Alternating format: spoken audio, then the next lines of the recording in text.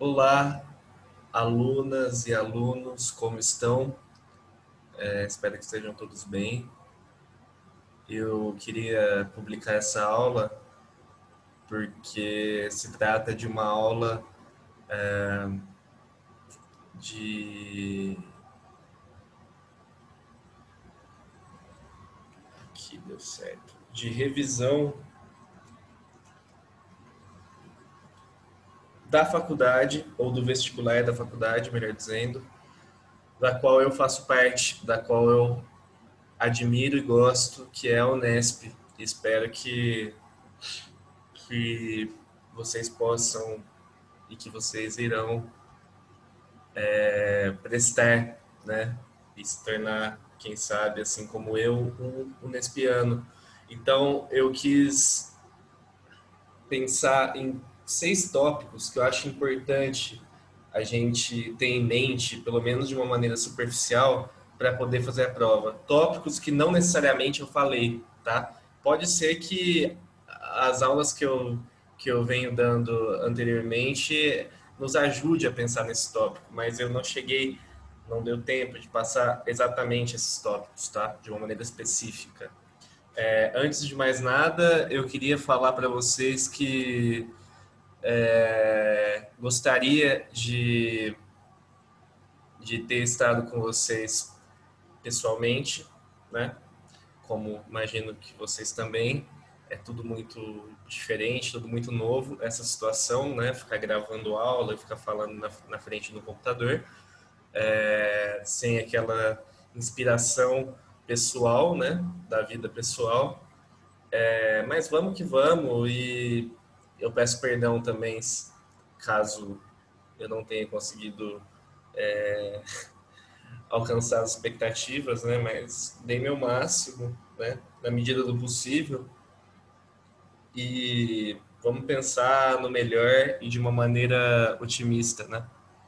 Então, eu penso que o primeiro tópico, e que eu não necessariamente abordei essa visão conceitual sobre o tema, mas o primeiro tópico é importante e diz respeito à filosofia, principalmente, né? Ética e moral. Quer dizer, o que significa a ética e a moral? Eu não penso que o vestibular irá perguntar para vocês o que significa ética e moral de uma maneira descontextualizada, né? Provavelmente podem abordar esse assunto, é, e antes, eu queria falar também que esses tópicos que eu peguei, eu fiz uma pesquisa sobre o que mais cai na Unesp, né?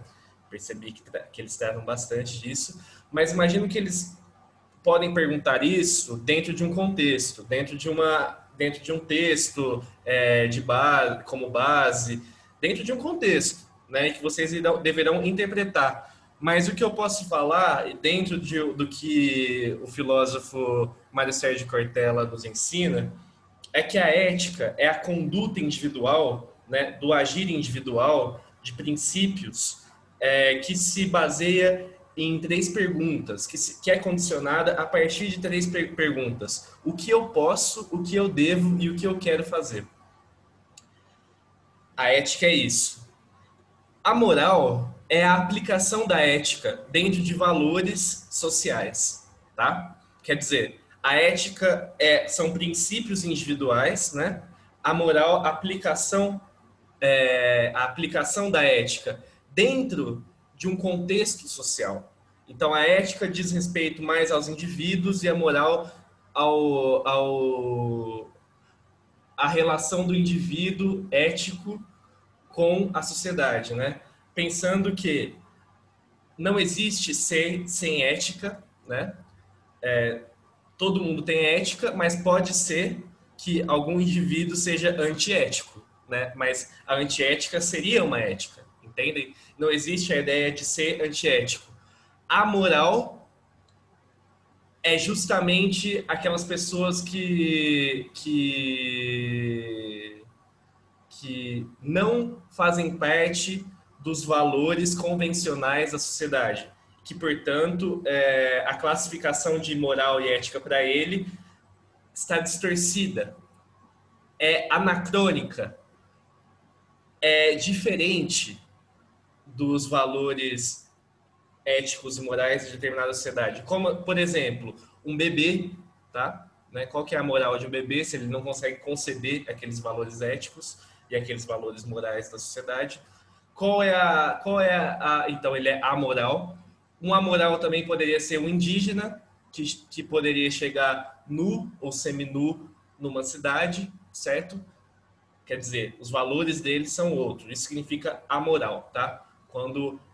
Há, quando há diferenças em conceber valores, tá? Beleza? Imoral é quando há um confronto, né?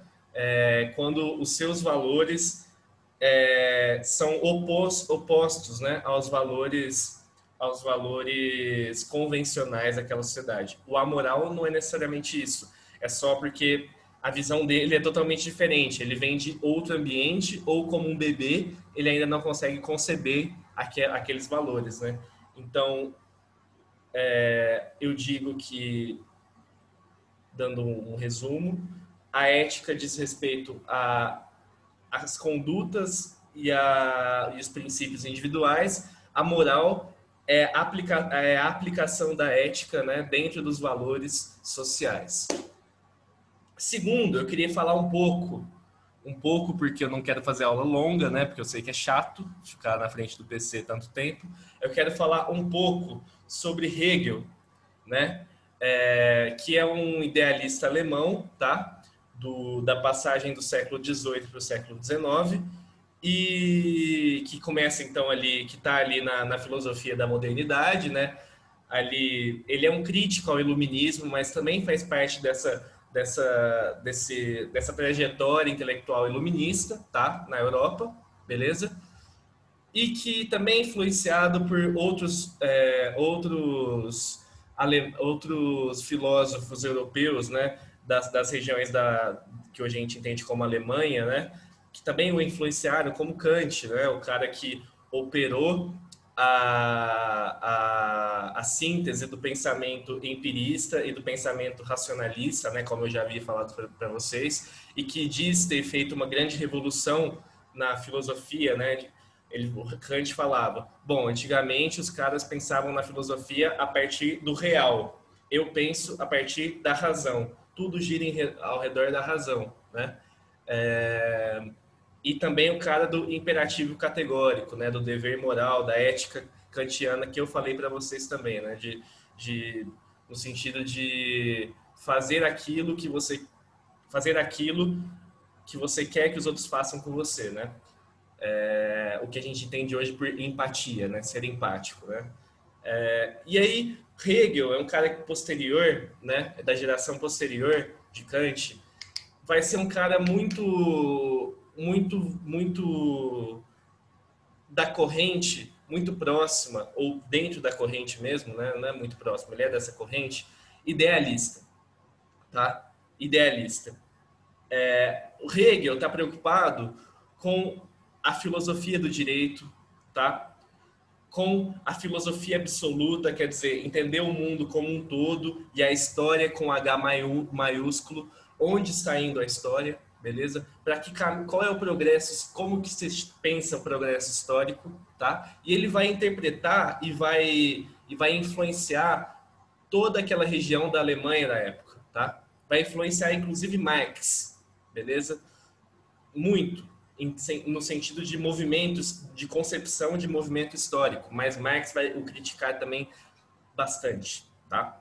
Porque Hegel, ele está norteado, para pensar na progressão histórica, Hegel está norteado no senso, né, no sentido de espírito, ideias. Para ele, a racionalidade, o espírito, as ideias, elas vão formar a conduta humana e material, tá? Quer dizer, vamos pensar em progressão histórica. O tempo para Hegel não é apenas um elemento da natureza medido objetivamente, o tempo histórico. É também um alvo intrínseco, quer dizer, imanente, que vem de dentro do espírito das ideias, ao qual se dirige ao histórico mundial de um todo integrado, Para ele, o tempo é universal e existencial, e assim como as ações humanas, dirigido por uma força espiritual intrínseca, que é eterno e unificado. Quer dizer, por isso ele é idealista, porque para ele a progressão histórica, assim como nossas ações, são dirigidas a partir do espírito. Uma concepção totalmente diferente da de Marx, que vai falar que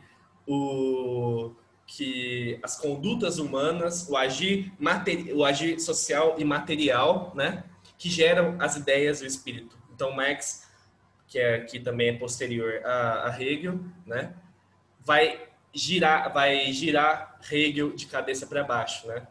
Marx pensa que a conduta humana leva à noção de espírito, e Hegel pensa que, na verdade, são os espíritos, a racionalidade, as ideias que formam e que direcionam o agir humano, tá? Dentro de uma concepção que é muito importante da progressão histórica, que diz respeito à tese, antítese e síntese. É aí que vem a metodologia, o caminho intelectual filosófico de Hegel. E que essa é uma grande influência de Hegel a Marx, tá? Que Marx vai conceber essa influência, mas vai pensar isso de outra forma. Marx vai pensar isso através das revoluções humanas, através da infraestrutura material, como eu já cansei de falar para vocês também, né? Mas vamos pensar em Hegel, e que diz respeito a essa ideia de espírito, né, que condiciona o agir humano. Para ele, pensar a história com H maiúsculo e o progresso histórico é pensar numa história dirigida pelo sentido de tese, antítese e síntese. O que é a tese? É a afirmação. É a afirmação do espírito e da conduta. O que é a antítese? É o choque, né? A antitese, que vai gerar um produto. Qual é o produto? A síntese, que posteriormente pode se tornar de novo uma tese. E aí que vai se chocar com outra tese, uma antítese, e que vai se tornar síntese, né? Então, essa é a ideia de tese, antítese e síntese. Hegel é um cara também muito criticado, e com as devidas razões, obviamente, né? Por mais que a gente tenha que olhar o autor, pensar o autor no contexto histórico que ele está inserido, né? Que era um contexto naquela época, século XVIII, século XIX, de colonialismo, né? De escravidão, etc, etc. Como vocês sabem. O Hegel diz que a história deve ser encarada como uma história mundial, então, né, de um todo integrado. E que os africanos não fazem parte, naquela época a ideia de africano era muito, muito, muito, muito relacionada aos escravos, né? Que era uma época de grande efervescência e, infelizmente, né, claro, mas de grande efervescência da escravidão, né? A dura e devastadora e alienatória escravidão, né? O que Hegel fala dos africanos? Os africanos, e olha que tese dura, né? E que é muito criticado por conta disso, mas eu estou passando para vocês, bom, tem que saberem, né? Tem que saber a realidade. Hegel diz o seguinte: os africanos não fazem parte da história mundial, porque eles não resistiram à escravidão, porque eles aceitaram a escravidão. Logo, eles não fazem parte da história mundial. Enquanto história é regida por essa força espiritual intrínseca que é eterna, que é unificada. A concepção de Hegel sobre os africanos, né? Ele tá excluindo os africanos da história mundial por conta em razão da não reação dos africanos, né? Uma tese, vamos dizer, problemática, né? Para não falar outra coisa. Mas eu estou dando essa concepção para vocês terem uma ideia, né? Mas então, só quis dar esse exemplo pensando como uma, como uma curiosidade mesmo, né, do autor, mas ele vai influenciar bastante Marx com essa diferença epistemológica, né, de compreensão do mundo que eu falei para vocês, né? Marx é materialista e Hegel é idealista, tá? Mas Hegel vai influenciar bastante Marx no quesito movimento histórico também, né? Porque o Marx pega essa ideia da síntese, da tese, antítese e da síntese, né? Só que o Marx vai pensar isso em termos materiais, né? De revoluções que geram que operam, né, uma síntese, né? Mas sempre pensando na conduta material, porque é isso que forma o espírito. Não é um espírito intrínseco, unificado, eterno, que forma as condutas humanas, né, segundo Marx. E é a visão de Hegel. Né? Para o Hegel, inclusive, haveria, depois dessas combinações, o fim da história. Beleza? Haveria o fim, a história chegaria ao fim depois dessa expansão do espírito unificado histórico mundial. Tá? A história chegaria ao fim. Existiria o fim da história na concepção de Hegel. Mas é interessante vocês pensarem nisso, né? Terceiro, aí a gente já dá um salto, inclusive um salto para a sociologia de fato, né? Por mais que Hegel também possa ser, quer dizer, eu estudei Hegel em introdução à sociologia na universidade. Hegel pode ser entendido no aspecto sociológico, mas aqui na indústria cultural e na escola de Frankfurt, a gente já dá um salto para o século XX, tá? Tem nada a ver com Hegel. E a gente fala mais de sociologia aqui, tá? De sociologia contemporânea e de filosofia contemporânea, né? Vamos pensar no contexto histórico da indústria cultural e escola de Frankfurt. Primeira coisa, indústria cultural é um conceito dos frankfurtianos, tá? Da teoria crítica. A escola de Frankfurt é a galera os intelectuais da teoria crítica. O contexto, alemães que pensaram ali a sociedade capitalista moderna dos anos 30 e 40 do século 20, tá? Do século passado. O que estava acontecendo na década de 30 e 40? A expansão e o domínio de governos autoritários, como inclusive o nazismo da Alemanha, né? E o fascismo da Itália, né? E o varguismo do Brasil, né? Em combinação com uma amplitude, com uma expansão também do capitalismo, né? Então, os frankfurtianos eles estavam preocupados com as classes sociais, né? Com o que aquilo iria gerar para as classes sociais daquela época, né? Governos autoritários, né? Governos que iriam gerar sociedades impessoais, né? Então, os frankfurtianos, eles problematizam e eles colocam em evidência a questão da individualização mesmo, né? De querer compreender o indivíduo como um indivíduo, não como produto de uma sociedade, hierárquica, autoritária, né? Como era o projeto alemão, né? Que via as pessoas como peças num tabuleiro, né? Ou o comunismo de Stalin mesmo, tá? Pensando, né, uma crítica à esquerda, por exemplo, né? Eram governos impessoais, né? Que pensavam a sociedade, as pessoas comuns, as classes como peças iguais em um jogo de tabuleiro, beleza? E aqui você tem alguns autores interessantes. Os mais conhecidos são Adorno, né? E Horkheimer. Mas tem Walter Benjamin também, né? Que fala sobre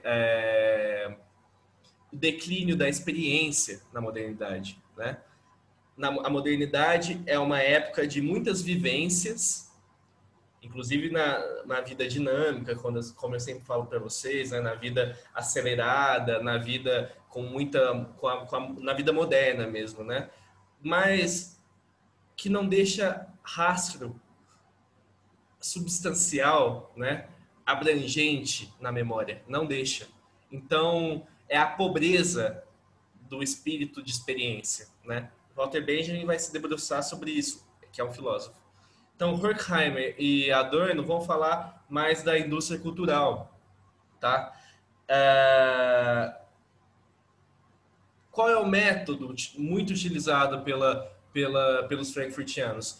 Eles adaptam a teoria marxista, né? Eles não querem usar aquele marxismo clássico ortodoxo, que só pensa a estrutura econômica, por exemplo, né? Que não pensa a cultura como eles estão querendo pensar, né? Que não pensa a cultura, eles estão querendo adaptar o marxismo a essas novas demandas, né? Utilizando o método freudiano, pensando na psicanálise, pensando na cultura, né? Então é uma visão moderna do marxismo, a gente pode dizer assim, né? E o que seria propriamente a indústria cultural? Eles são teóricos críticos, assim como Marx também. O que seria o que seria a ideia de indústria cultural? A indústria não está ligada, como eu disse, principalmente nas aulas de Marx, né, naquela rotinização do modo de produção, né, naquela época principalmente era um modo de produção fordista, né, muito regrado, muito fordista, taylorista, muito regrado, muito hierárquico, muito rígido, né? E que gerava essa rotinização do modo de produção, né? Planificado dentro da indústria, né? E a cultura, né? Que estaria no sentido dessa indústria cultural cada vez mais sendo mercantilizada, tá? Sendo colocada em xeque, sendo colocada em causa por conta da expansão desse capitalismo industrial, tá? Queria mercantilizar ali os bens culturais, o capital cultural, tá? Então, a escola de Frankfurt está preocupada com o processo de mercantilização da cultura, tá? Dessa expansão do capitalismo integrado aos estados autoritários ali da época, tá? Ele está pensando principalmente no nazifascismo ali, né? E eles vão falar bastante, né, do aspecto nocivo, ou seja, que degrada mesmo, que é ruim da padronização de massas, né? De pensar a cultura como um produto da industrialização, né? E que gera portanto, uma padronização, né, de massas e que tira ali, inclusive, é, a força mais, eu esqueci a palavra, que tira a força a priori, né, a força de princípio da cultura, né? A força mais própria da cultura mesmo, né? Porque é uma cultura que vai se tornar cada vez mais mercantilizada. Então, ele está preocupado com essa padronização de massas, né? Da expansão da indústria, queria gerar cada vez mais classes sociais pouco diferenciadas, pouco individualizadas, muito padronizadas, né? A partir dos princípios do capitalismo industrial. Essa é a ideia. E pensam ali, portanto, que é um raciocínio lógico, se for pensar nessa ideia, até para problematizar isso aí, né? Problematizar a indústria cultural, assim como faziam os frankfurtianos, eles estão preocupados, por exemplo, no preconceito cultural, né? Quer dizer, as indústrias iriam formar um novo tipo de indivíduo, uma nova categoria de cultura, né? Que provavelmente iria extirpar, quer dizer, exterminar a cultura popular, né? A cultura dos proletariados, por exemplo, né? queriam estar cada vez mais querendo se tornar símbolos desse novo princípio da indústria cultural, né? Que é ruim, na verdade, para eles. Porque o que a teoria crítica vai pegar também de Marx? O conceito de alienação. O que é alienação? É o princípio de estranhamento do indivíduo, né? O princípio de erosão, de destruição das formas de existência, né? Então, as pessoas se tornariam meros produtos ali, enquanto, inclusive a cultura deles, né? Se tornariam meros produtos da indústria cultural, né? Essa problematização de suma importância da escola de Frankfurt, né? É nesse sentido que eles entendem a indústria cultural, né? É uma crítica a isso, obviamente, né? E aí, na segunda parte, eu termino os tópicos, tá?